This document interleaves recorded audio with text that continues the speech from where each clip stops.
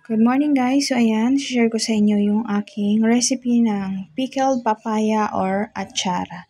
So ayun guys, yung papaya, kayurin nyo lang and then pigaan nyo na may asin, hugasan nyo ng 2 bisis.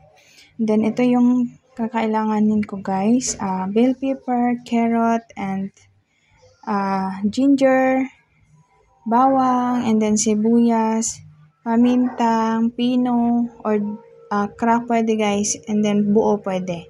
Suka at saka asukal, and then raisin.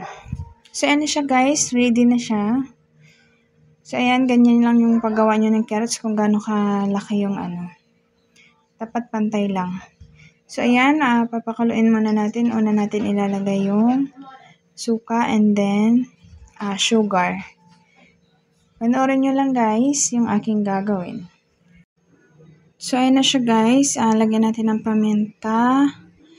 Tapos halo-haloin natin and then hintayin natin yan siyang kumulo. As in kulong-kulo. Haluin natin yung suka.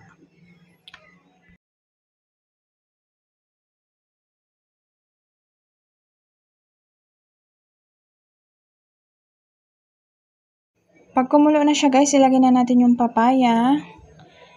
So ayan. Tapos ang sunod niyan guys, ilagay na natin yung mga sangkap. Haluin na natin yan. Pag nahalo na po natin, yung mga sangkap lahat, patayin na po natin yung apoy. Huwag natin hayaang nakabukas yung apoy habang hinahalo kasi baka hindi na sila hindi na fresh. Hindi na talaga yung fresh, char. Malalabsa kasi guys, kaya ganyan lang. Patayin na natin yung apoy pagka nalagay na natin lahat yung ingredients.